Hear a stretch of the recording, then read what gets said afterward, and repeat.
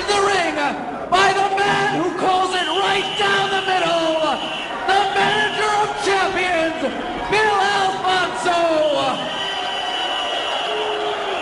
Weighing in at 234 pounds from Battle Creek, Michigan, he is the current ECW World Television Champion, Mr. Pay-Per-View, Rob Van Dam!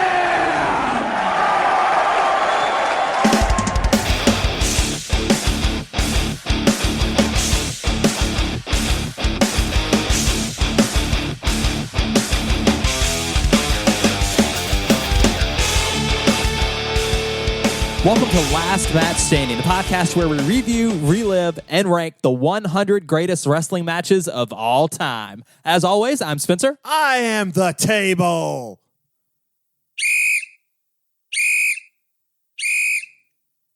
And today... Shut up, Bill Alfonso! Golly, today we are coming to you from May 16th, 1999 from the Mid-Hudson Civic Center in Poughkeepsie, New York. It's ECW Hardcore Heaven, and Rob Van Dam is going to defend his ECW World Television Championship against Jerry Lynn. But more importantly, Bill Apter is in the front row. And less importantly, Bill Alfonso escorts Rob Van Dam to the ring. Oh, we know. We heard him. We heard him the entire time. Jesus Christ. Welcome to, this is the second part of our Double Monday episode drop, which we're super pumped about. Ayo! Yeah, we love it. It's episode 59, which means we have just one match to go in season 3. And let me just say, as far as episode 60 is concerned, if you've ever been to the islands, then it's real. It's damn real. And if that doesn't give it away, nothing will. If that doesn't give it away, I don't know what possibly could give it We away. teased it over and over again. We will let you know what our last match of the season will be at the end of this episode. But we have a lot to get to first with episode 59, RVD, Jerry Lynn. How do we get here? Well, It is, if you think about who these two men are, RVD, Jerry Lynn, it's not just their talent, their in-ring style, but their character, right? Think about their character, yeah. who they are at their core. There are very few pairs who make better rivals than Rob Van Dam and Jerry Lynn. that's a true statement. Van Dam is the laid-back, cocky kid who knows how good he is. Yep. And Jerry Lynn, the hardened professional with a knack for putting people in their place. Well, I think this is something that's super interesting because the three of us have all talked about Jerry Lynn, and this is actually the second time that both of these men are making an appearance on the pod in separate matches. So that's really neat. But something we've talked about with Jerry Lynn is he's always been sort of criminally underrated. Yeah. Oh, definitely. Especially with people that aren't like really familiar with his time in ECW and then the early days of TNA. If you don't know who Jerry Lynn is, then you're probably like, who's this guy? But like, if you know anything about like the dying days of AWA, the brief WCW run, his best work, which I think a lot of people would say is here in ECW, and then the early days of TNA, he would be considered to be the hardest working man in wrestling. Yeah, and I think that he's a guy that even now, you know, has a strong impact on the wrestling business, and has to be someone that has really earned the respect of just about everybody. I mean, he's the head producer for AEW right now. Yeah, exactly my point. So a guy that may be underrated in the ring, but is capable, as we know now, of some of the greatest wrestling matches of all time. Oh, absolutely. Well, and RVD was one of the most over guys in ECW in 1999. I mean, it's like no matter what this guy did, the fans ate it up. I mean, they knew he was trying to get under their skin, and they loved him anyway. Because Mr. Monday Night is worth more money here means I'm worth more money elsewhere. And I'm also to tell that Uncle Vince, I'm always free to work Mondays. Well, the thing is, like, he's constantly delivering unorthodox, innovative offense. So, you know, Bill Alfonso can blow that whistle as much as he wants. If RVD keeps swinging that leg and, you know, doing rolling thunders, I mean, it helped that he also works his ass off. He did. To make his opponents look like they kill him every 5 seconds. Unless it's Lance Storm swinging a steel chair. It's just crazy. Jerry Lynn, the quiet, confident, technical guru, never loses his cool. Win, lose, or draw, Lynn is there to do the work and bring out the best in himself and his opponent every single time. Oh, true statement. He's the kind of guy that, like we said, sort of flies under the radar. He's never getting the huge push, but rest assured, he's probably one of the greatest minds ever to enter the sport of pro wrestling. So it's like these two were made for each other. And that translates so beautifully inside the ring in this match. Their first ever meeting was October 30th, 1997 at an ECW house show in Massachusetts, and they continued to work together, learning each other for the next couple of years until their big match in March 1999 at ECW Living Dangerously. This match, instant classic, highly regarded by fans as one of the best in the championship's history. It was for the TV championship. And that's high praise. That ECW TV championship saw matches like Eddie Guerrero versus Dean Malenko. Yep. Chris Jericho had some really great ones. Yes, Too he did. Cold Scorpio. But even then, it's not considered the best in the RVD Lynn saga. This match goes the time limit at Living Dangerously, and it's an interesting turn of events. So they go the time limit draw, and John Finnegan is going to award the belt to Jerry Lynn because he'd gotten the better of RVD for most of the match. It's like, no. Let's give us 5 more minutes. And John Finnegan says, all right, restart the match. Well, it's interesting because at this point, RVD had held that belt for 11 months, right? A long time. Almost a year. And Lynn was just like, you know what? I don't want to win that belt off of a referee decision. Yeah, technicality. I want to This is beat a him. huge deal. I'm going to pin or submit this guy. Now, however, that's not what happens because Fonzie throws a chair in the ring. Rob Van Dam hits the Van Daminator and then a 5-star frog splash, and he retains his belt. Deadly combo. Oh, yeah. So, that was at Living Dangerously, and this is the rematch. Well, it's interesting because there's an argument to be made here, right? Was Rob Van Dam the better man, or did that stoppage just break Jerry Lynn's momentum? I think the stoppage broke Jerry Lynn's momentum because if you go back to that match, Jerry Lynn has the upper hand the entire time. He has an answer to everything Rob Van Dam does. There are some counter sequences in that match that are breathtaking. This is 1999. Mm-hmm. Like I'm going to compare some of the things we see in that match to what we saw with Will Ospreay and Zack Sabre Jr. Sure. It's 21 years earlier. And after the match, if you caught this, Rob Van Dam walks over to Jerry Lynn and shakes his hand. Which extremely uncharacteristic. He never did that. He always was like, I won. I'm going to go backstage and call Vince. And but I mean, after Jerry Lynn turns his back, he's throwing some taunts and everything, but it was a genuine moment. He had respect. Well, I think that was Rob Van Dam going, okay, we got him. We fucking did it. Let's go backstage and we can actually talk about this more. Well, the first time around, RVD was overconfident. And he wasn't expecting a challenge. But that's his gimmick, Landon. And, well, that's the thing, though. But it played out the way that it played out with the handshake at the end. He wasn't expecting to have to go past the 20-minute time limit. True. But this time, there's no pulled punches. He sees Jerry Lynn as a legitimate threat, clearly.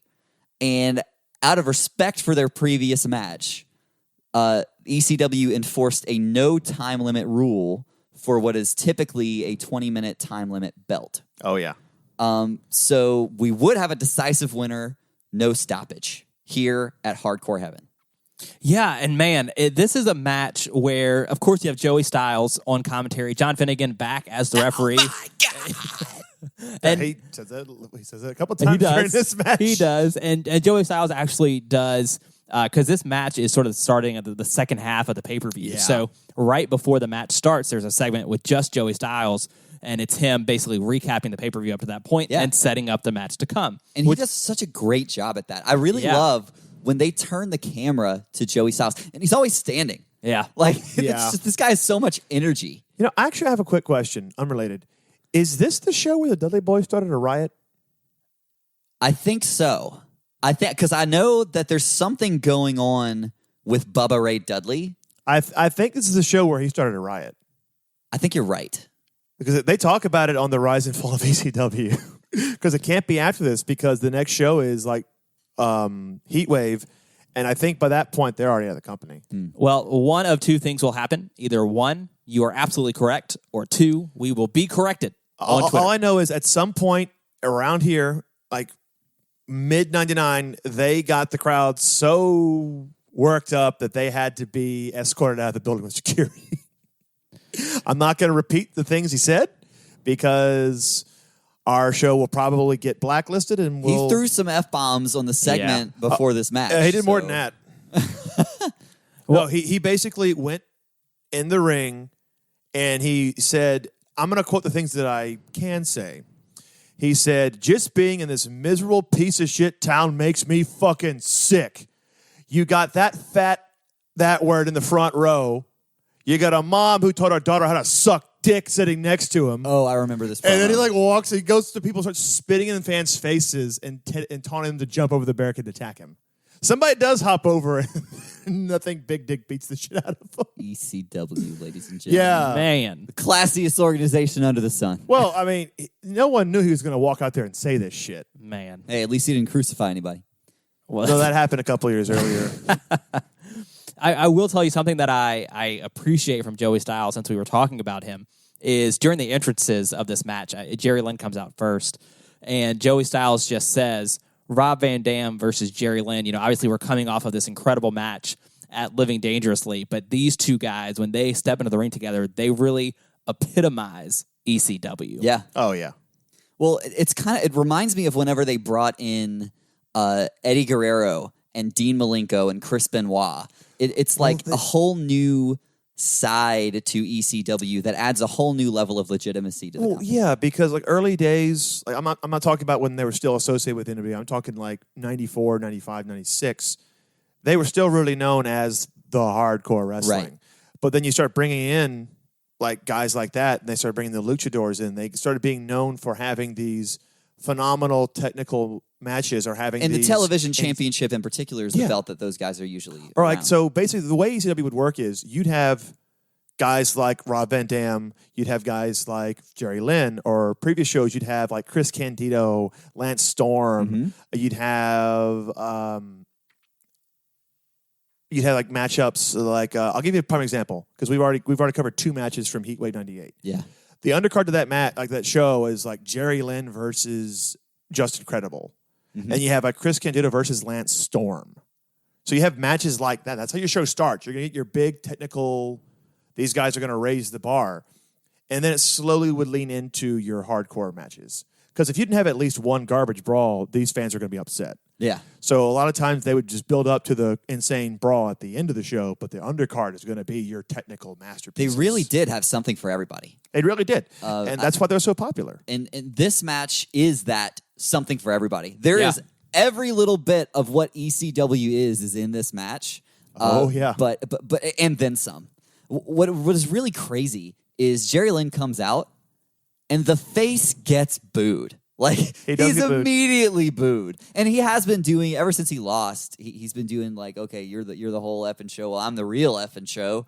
I was able to go toe to toe with you. I would have won that belt if it wasn't for Alfonso. So he's been sort of playing at Rob Van Dam. It was right down the middle, Daddy. Every time, right? But that kind of speaks to what you guys were talking about the popularity of Rob Van Dam. Despite him being this sort of really cocky son of a bitch, right? He was beyond over with the crowd. And so Jerry Lynn, despite being maybe the technical face, was going to get booed regardless. Well, Jerry Lynn is playing the crafty veteran, and that's going to get him over everywhere, but not in ECW. I mean, they love Jerry Lynn, but they're not going to cheer for him. He's going to get booed because he represents the WCWs, the WWFs. That's what he kind of represents, that older mentality, whereas Rob Van Dam is this, fuck you, old man, I'm going to go smoke weed and do 1 million backflips in my matches. How do y'all like the pairing of Fonzie and Rob Van Dam? I hate it, but it's designed for me to hate it. Exactly. So I think it's one of the smartest things they ever did. Somebody once said that Bill Alfonso... Bad. It's so good, but it's bad. Somebody once said that Bill Alfonso, they hate him so much they want to punch him. You're supposed to hate him. Yeah. He blows the whistle for 30 minutes straight because you want to kill him. and that means he's doing his job very, very well. Well, I often don't mention things that I physically write down while we're watching matches, but I just think it's important that I note here. It says, "Man, I hate Alfonso." I wrote that fucking whistle, and then I put the emoji where it is the angry face with where they have the censor bar over the mouth, and you just see a couple of fun symbols. Yeah, Alfonso. Here's the deal. I think, Paul, you summed it up absolutely perfectly. I hate him, but it's designed that way. You're supposed to hate him. You're not supposed to go, man, Fonzie's a great manager. You're supposed to go, God damn, I want to kill that son of a bitch. And I love how he's actually, who brought in Bill Alfonso to ECW? No, I don't actually. The franchise Shane Douglas. It was Shane. Okay, it was Shane Douglas. He brought, as we're talking about Shane Douglas, he's like he's in the middle of the ring and he's just like, you know what? All this hardcore stuff. I think Sandman had just won the belt. Probably. And he's just like, all this hardcore shit going around. I'm going to bring some legitimacy to the ECW.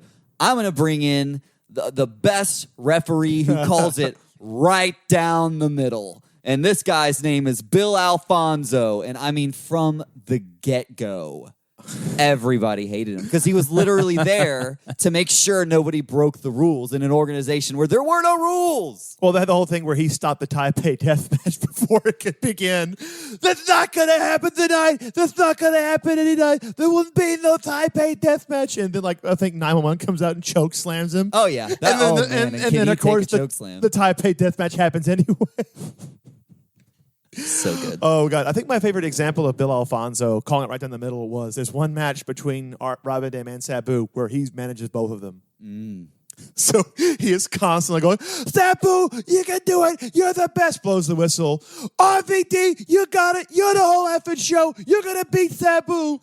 I'm serious. He turns around and he goes, Sabu, you could do it. Arabian face busted out of you could do it.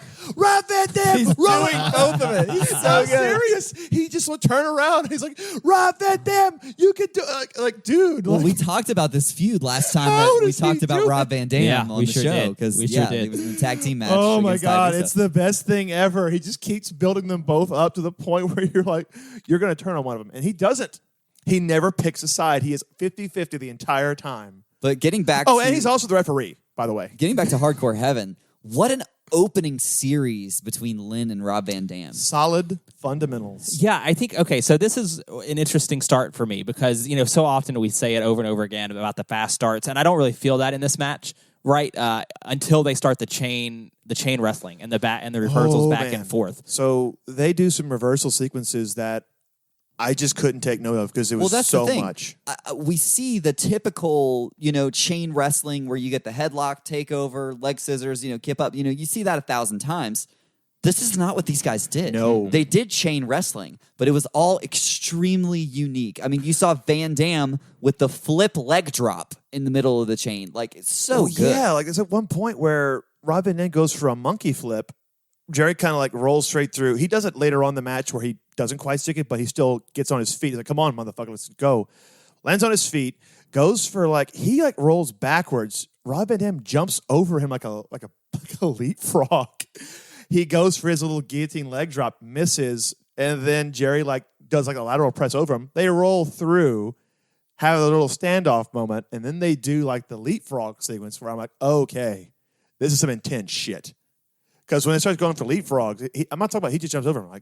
RVD does his little roll over. Yeah. Hop up, his little split hop up. But Jerry stands tight, goes for a belly to belly. Rob Van Dam just it's insane what they do here. Yeah, I think what's really, really kind of gives you the atmosphere and the environment of what's happening in the Mid-Hudson Civic Center is they do that, those big reversal segments for 60 seconds. And then Rob Van Dam goes to the crowd, right? And he's taunting, and they're cheering, and it's wild. What do you think about that? It's like he turns his back on his opponent, and he's just playing to the crowd. Well, I think it's his character, and I think it's a great character for him. But what I love about that is the contrast between the two of them because it's right there. It's so stark. RVD being his just chill, whatever. I got this. Play to the crowd. Turn your back to Lynn, and Lynn never takes his eyes on the off prize the whole time. He knows, so focused. He knows that, okay, Rob Van Dam, he's playing the crowd, but he's baiting me to attack because he's right next to the ropes. And whenever they do kind of have another little scuffle, Jerry Lynn throws a back elbow. Oh. He hits Rob Van Dam in the side of the head. Square in the eyebrow. Busts him the fuck open. Immediately. Yeah, it was tough. We're maybe 2 minutes into this 27-minute match. And so you see RVD, whenever it connects, immediately you see RVD check his eyebrow because it connected. Oh, it connected. He goes back to the corner and he's checking it. He's messing with it. And then he looks up and he's got this look on his face and the crowd immediately chants, "Kick his ass! Kick his ass!" Because he is busted the F open, and it is not a little bit of blood. Well, yeah. So the ref is checking him, and Bill Alfonso is screaming, "Please don't stop the match! Please don't stop the match!" Well, it's weird because even in ECW, they would go, "Oh shit, are you okay?"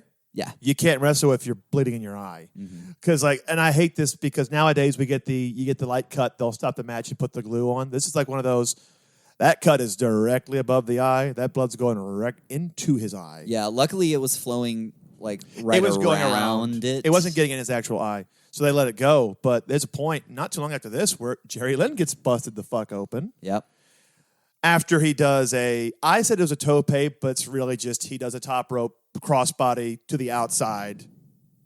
And then he does a top rope drop kick to the outside. On the concrete. They had pads for this match. And then he does a tornado DDT off the apron. Not a lot of padding around that ring, man. And I'm not gonna lie. I feel like somewhere around the time he does the tornado DDT off the apron is around the time that Jerry Lynn gets busted open because he's bleeding pretty good after a certain point. It is. I know. Yeah, I think that it's important to note here that this is when the match sort of starts to spill to the outside, and they have some really good back and forth with whether it's Rob Van Dam doing guillotine leg drops God. Jerry Lynn doing these leg drops, right? And RVD and Jerry Lynn are both sort of bouncing off the ropes. We got to at the point same out time. he does a guillotine leg drop off the apron while Jerry Lynn is like draped over the apron. Oh yeah, That's fucking his thing. scary. Yeah. And I gotta tell you that can go so wrong. that we're sort of in this part of the match where they're gonna go back and forth from that side of the ring to in the ring and out, sort of for 5 to 10 minutes here. And Jerry Lynn does a bulldog from the second rope. Oh, it's the most beautiful bulldog I've ever seen. Why don't we do that more often? It's incredible. I loved it a whole lot. But yeah, ultimately we also get in this sort of segment of the match, we get Alfonso's first actual interference. Yeah, he tries to set up the Van Terminator, and then Jerry kind of ducks under it, and when he comes back up, he just eats a spinning back kick. Yeah, I feel like it's understood at this point that Bill Alfonso is just an extension of Rob Van Dam. Yeah. So he can place the chair where it needs to be for the Van Daminator. Absolutely. But it's after that where Lynn does get sort of springboarded off of the turnbuckle, and he hits almost face first on the concrete. Yeah, and I did not know this. He got knocked the fuck out by that. Immediately. Yeah, he hits the ground, and you can see him sort of try and pick himself up, and then he goes to sleep. Because I remember when we watched the match, I've been going, this is really good, but I kind of feel like maybe Living Dangerously was better. And you go, oh, dude, he got knocked out like 5 minutes into this like almost 30-minute match. But I think it's an interesting thing to watch. Like, obviously, in terms of the safety of Jerry Lynn, but I think you can watch Rob Van Dam, the man, the wrestler, think now, right? You can watch him work through what he has to do as he's sort of carrying Jerry Lynn back to consciousness. Because he kind of goes out and he picks him up and he does a couple like little simple things, throws like a couple of elbows or like drapes him against the barricade and throws a couple of chops. And then he like climbs back in the ring. And I thought he was breaking the count. Like, oh, we don't have counts in ECW. No, he was going to tell John Finnegan, hey, kill us some time.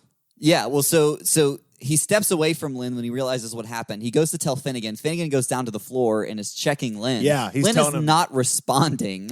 And so Rob Van Dam just turns around and starts playing to the crowd for a minute while Finnegan's checking on him. And then he literally picks up Jerry Lynn. He's like, okay, you got to wake up.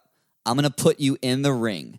And Lynn does regain consciousness enough to get thrown onto the barricade and over into the front row. Oh, yeah. He goes up over that barricade, and then RVD does a running flip senton over the barricade into like the second row. And I'm like, is that Vlad the Superfan? No, it was not. But Faith No More guy was there. Hawaiian shirt guy's there. Oh, hell Straw yeah. hat guy's there. And that one fan that's in the front row of every WrestleMania, except for 36, is there. You know, a couple times in this match, RVD impresses me like crazy with his hops. Like, RVD a couple times hops onto the middle rope in the corner and then does a backwards leapfrog over Jerry Lynn. Oh, yeah, it's amazing. How the hell? The third time he does it, he goes from the mat of the ring to the top rope and then backward leapfrog. Like, the balance is how. Oh, yeah. Well, I said the match leading up to this one, Rob Van Dam has Jerry Lynn in the Romero special. He literally flings him into the air and then pulls a chair out that Jerry lands on. And I'm like, how did you do that? And I'm like, oh, wait a minute. Look at Rob Van Dam's thighs. That's how I did it. And Lynn with the ring awareness. So RVD's coming into the ring from the outside. Lynn drops the leg, and RVD with the classic RVD neck bump sell. Oh, gosh. Oh. So one thing I really enjoyed, so we go back to these reversal sequences. So Rob Van Dam goes for the Rolling Thunder. Jerry kind of at the last split second gets out of the way. And then as Rob's getting up, he grabs him to do a fucking tornado reverse DDT. But midway through, Rob plants his legs and does a Northern Lights suplex. Oh, beautiful sequence. And I'm like, okay, you got Genius. my attention. Realizing that this is Jerry Lynn just woke up from being knocked out. Yeah. And they're doing these. He's still that sharp. Oh, yeah. And they only really have one real botch here. So at one point, they go for another monkey flip, and Jerry Lynn kind of doesn't quite land it. He gets up on his feet, and they start chanting, "You fucked up." And I'm like, this is my problem with those ECW fans. Okay, the dude is knocked out a minute and a half ago, and now he's doing these impressive chain reversals, and who cares if he landed on his feet, flopped down, and then stood up? I don't care. He did the spot. Okay, there is a sunset flip. That's not very pretty, but this man is working off of experience alone. He is not there. Well, and what I find really impressive is you still get all of the things that you expect from a Jerry Lynn match, right? He still you does it all. get the classic Lynn corner trap sunset flip. I love that. You know what I'm talking about? Oh, yeah. It's the trap where he's like, here I am, come get me. And so whenever you go for to do your shoulder, he moves out of the way, rolls through sunset flip. I've never seen anyone else do it. It's one fluid motion. Yeah. It's a thing of beauty. Well, you mentioned sunset flips. Well, We get a few of those. Not to mention, probably my favorite moment in any match we've covered yet on the show. Oh, my God. That's a bold statement. Rob Van Dam is going for your traditional, I'm going to run into the ropes and do that backwards roll pin. Jerry Lynn sidesteps him, does a sunset flip powerbomb over the top rope through the timekeeper's table, who have to get the fuck out of the way to not get crushed. And this is a powerbomb, so the streak continues. Come on, say it. Powerbomb! Thank you. You know what I love? Boy, do I love a short arm clothesline. When it's done right, you just never see it coming. Yep. And God, Jerry Lynn is just masterful. it's a great one. I will say, you mentioned the sunset flip power. Oh, I'm sorry. That was not through a table. That was just to the outside. That spot comes a little bit later. Yeah. So Jerry Lynn actually does a couple of sunset flip power bombs in this match. The second one Both is of the outside. that massive one. I'm sorry. The first one is just a sunset flip powerbomb to the outside. Yeah, well, I think it's definitely worth noting that now we're sort of past the halfway mark. We're sort of at this 15, 16-minute mark or so, and Rob Van Dam and Jerry Lynn have this sort of sequence where they keep trying to jockey for position on the top rope together. Oh, no. So this is the part that I merge these two moments together. Because you're right, because Lynn gets thrown off the top rope, and then he goes to the timekeeper's table. Yeah, so as they're trying to balance themselves, Rob Van Dam just tosses Jerry Lynn over his shoulder. Oh, yeah, it's like a back body drop from the top rope to the outside. Right. Unbelievable. To a man that was unconscious 15 minutes ago. Exactly. I can't. Well, I can't. Can you believe how close these guys were? So there's one moment where they're already set up in the front row, and like all there are fans around them. There's no like space between.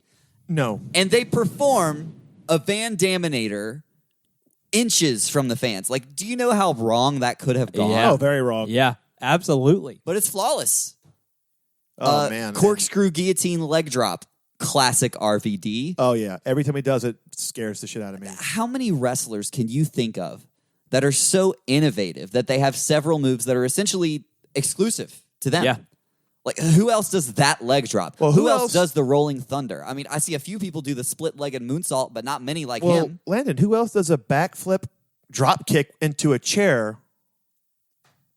Who else does that? Rob Van Dam is just incredible. I do want to say Naomi's split leg and moonsault is good. It's Pretty good. gorgeous. It's good. Yeah, Well, she's a It made gymnast, me so of think course it. it's good. Yeah, it's good. But I want to play off now of the sunset flip powerbomb through the table. Right, Lynn puts Rob Van Dam through the table that way. That is... How is he alive? How is he alive? Because it's Jerry Lynn. Yeah, and then at this point, Alfonso's trying to, once RVD's back in the ring, to get that chair to Rob Van Dam, right? He needs it. He needs it now because things are looking sort of dire for Rob Van Dam.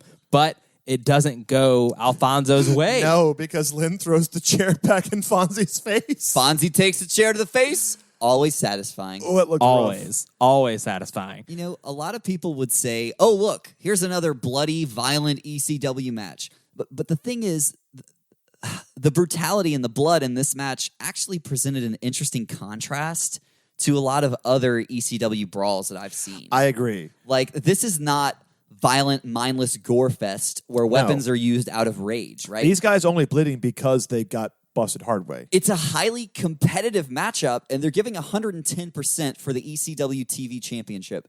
This blood is not intentional, No. right? It's them showing what they're willing to sacrifice for the win. And I think that says it all. And by the way, we're up to 2 power bombs, gentlemen. That's absolutely right. Both over the top rope to the outside. One off the top rope through a fucking table. So we sort of wound our way now to the last 5 minutes of this match, and it's an interesting last few minutes, right? So again, Rob Van Dam, Jerry Lynn back up on the top rope and back again trying to jockey for position and hit that one big move maybe that might get it done. Unfortunately, they both fall off They do. of the top rope at this point. And both men hit the mat, and it obviously wasn't intentional. No, it was an accident. But doesn't make it look any less gory. You know, it's a rough fall. And once again, the fans start chanting, "You fucked up," and I'm like, "Guys, shut up." Well, Like, let there's him another wrestle. moment where Jerry Lynn's on the top rope, and RVD hits a jumping front kick Yeah. He does. to Lynn while he's on the... Insane! I've just never... You The don't see a vertical lot of, leap. like, front kicks No. in wrestling. The vertical leap of Rob Van Dam never ceases to amaze me.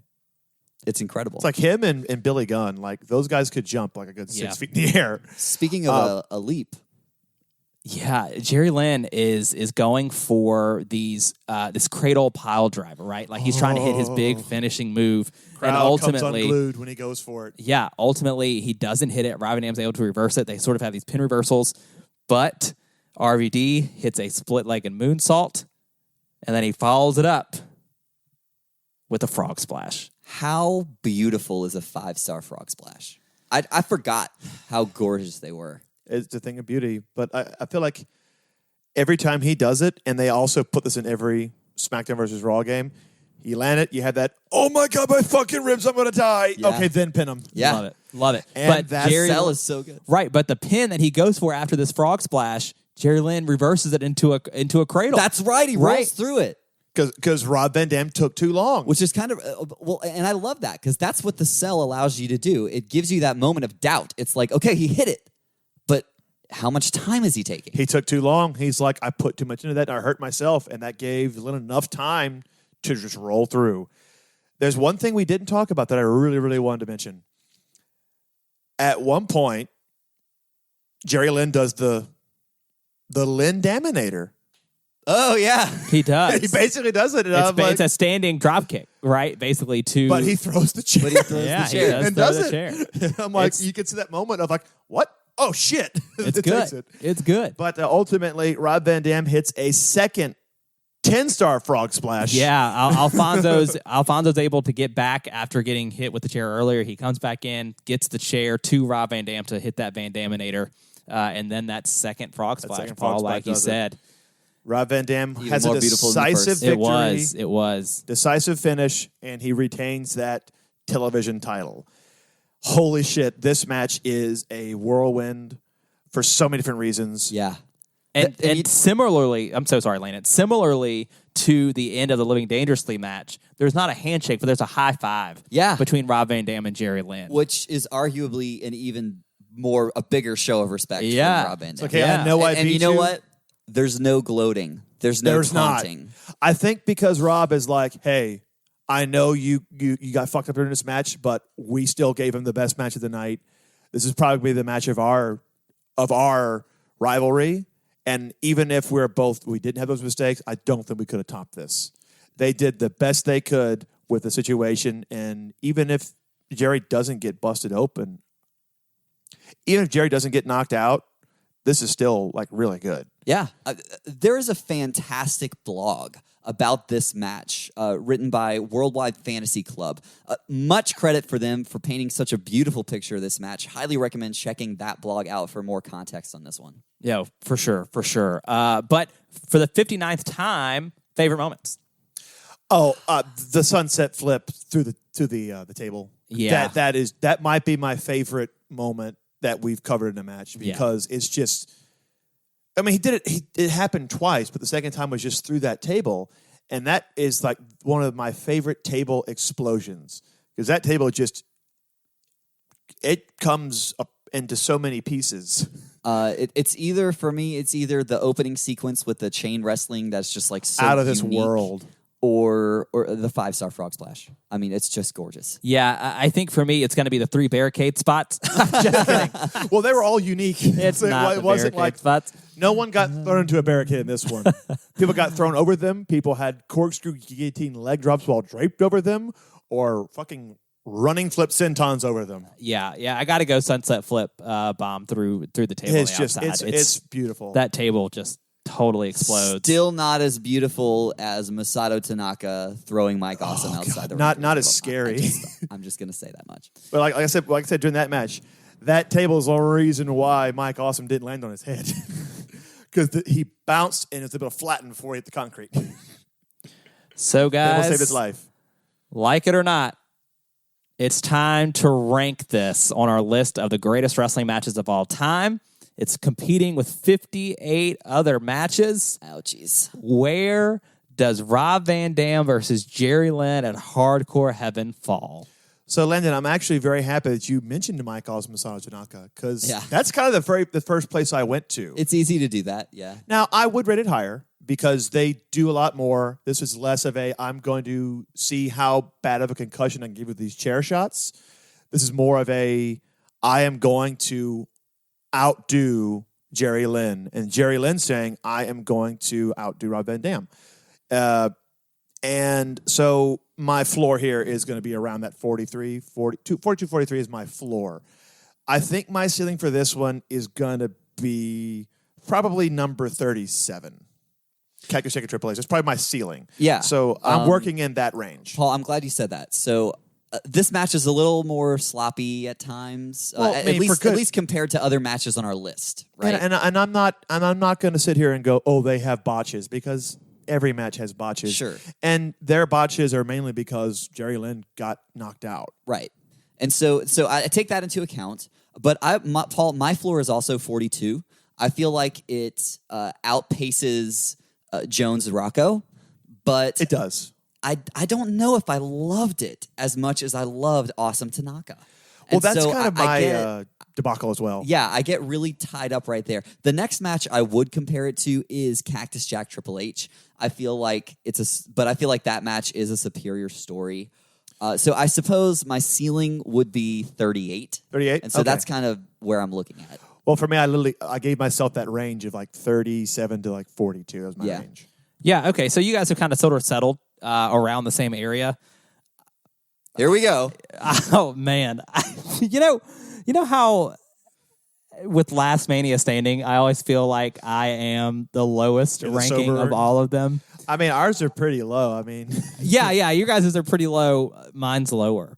really? Okay. Well, I want to hear it. I would put this at 59. Really? Oh my Jesus. I would put this last. What's the argument there? These two wrestlers, I think, are phenomenal. I love them a lot. I would love to watch them wrestle. I don't want to watch this match. That's fair. And I'll tell you why. God, it's December. I feel a little Scroogey at this point. But All right.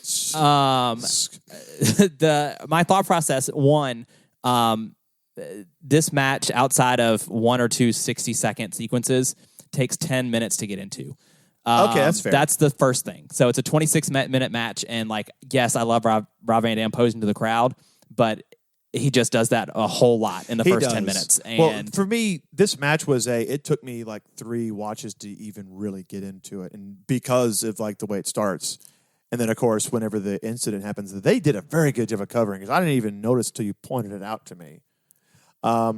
So it took a lot for me to get into the match, but once you get into the meat and potatoes of the match, that's where I found it to be really, really exciting. I give all the credit in the world to Rob Van Dam and Jerry Lynn for what they did, and especially Jerry Lynn for going through what he went through physically in this match and being able to pull off what he did, doing what he does. Yeah.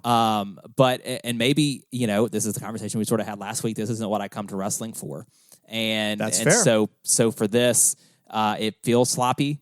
Oftentimes, and I feel like a lot of that's because it's made up on the fly because of the things that change throughout the course of the match, and I get it, and I think it's a great match. It's just not the greatest, for me, and it doesn't have to be. Taking that into account, I'll gander back at the list, and I think I could not, in good conscience, put this any lower than 50. I think, and 50? 50 would be a sort of, the guardian of the upper tier, the guardian of the top half of the list. So if I was going to go lower than what I said my floor was, which was 44, I don't think I could go lower than 50. 50? Well, Okay. as I look at your floors, right, 44 was that area, right? 44 was Jones and Rocco. I can't in good conscience put this over Rock Hogan. I just can't. For me, personally, that's my thought process. I get it. I can't put it over that. You know what? I wouldn't do that either. Actually, now that I think about it. So I could see it being over, Survivor Series or War Games, maybe. I could see myself being in that 50 to 46 range for sure. Well, if we look at that range, 46 right now is Survivor Series Austin Bischoff, and 50 is CM Punk and The Undertaker. Yeah, Austin Bischoff sort of loses a little bit because, as some folks have stated on Twitter, that match just sort of undoes itself when Austin comes back. Well, he comes back as the commissioner. It still doesn't take but- away the performance from Randy Orton and everyone who was involved in that match. It was great. And But, Rob Van Dam's in that match, too. Rob Van Dam is in that match.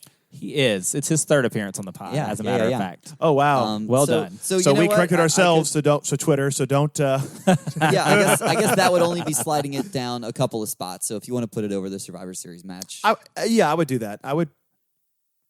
I think I'd be fine putting it right at 46, right behind Rock Hogan.